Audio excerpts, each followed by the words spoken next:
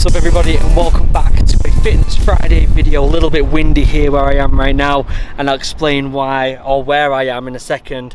Thought I'd give a little bit of an update since the last video. It's been 3 weeks since the last video. Between then we've moved spots, I've been sick, but I've been sick, but more importantly I got a new PB on my 3 milers. This is what it was originally, and boop, there we go, there's the new time. Very happy with that. Feel like I made a good improvement, especially in the temperatures that it were in Austin. It was very hot in Austin, very hot, and you might wonder why I'm out of breath. I haven't been for a run, and I'm going to explain that in a minute. But the last challenge was cold water therapy. Now, it's been 3 weeks since I've been doing this, and I've got a few different things that may prove that it's doing well for me. Firstly, I was sick, and so was all my family, and I feel like I recovered the quickest out of all my family. Don't know whether this is just a coincidence or whether it was the cold water therapy helping, but I think it did help a bunch.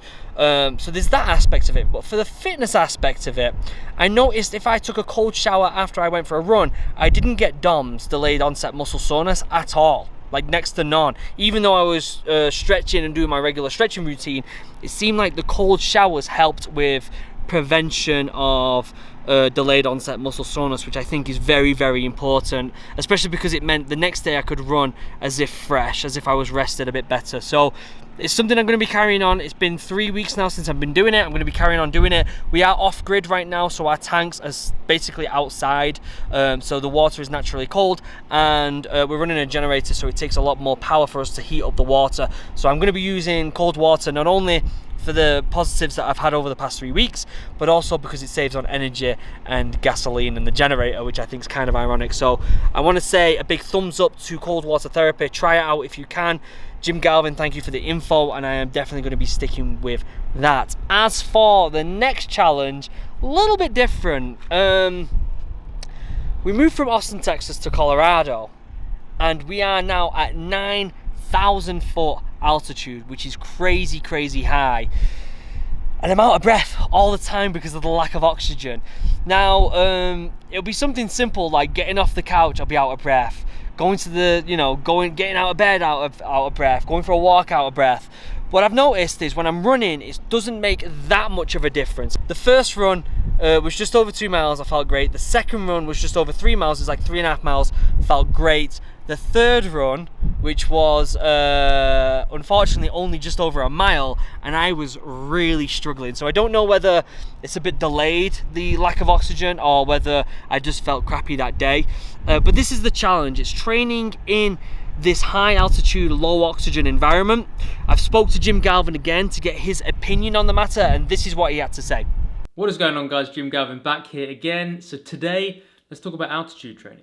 First thing to note is that it is going to make everything aerobic just that little bit harder, whether or not it's that steady state run in the woods, or if you're doing interval sprints, best of luck. Now, there are a few rumours that do claim that being at altitude can help you strip away a little bit of extra body fat, but if we look at all the data, we just don't know.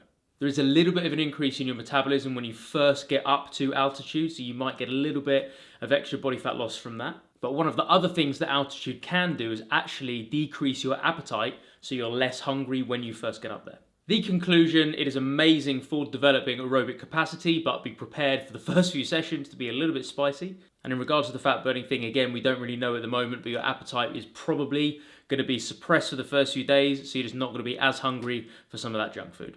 Hope that helps, guys. See you soon. So as you can see, it's a little bit difficult to kind of, sorry for the wind, we are literally on top of a hill, 9,000 foot in the air.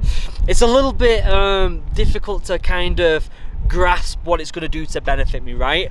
And not only that, I'm not going to really see the benefits of training here unless I went somewhere low altitude or pretty low to sea level and went for a run there, and I'm not going to be able to do that soon. What I am going to be able to do though is be able to check my oxygen levels on my watch and also check my weight. I've lost about 15 pounds since I started this training program, and and I'm hoping to carry on in that direction. I don't know whether a lot of that is just water weight, but all we can do is try and see. I'm going to be trying to run as much as I can while I'm here.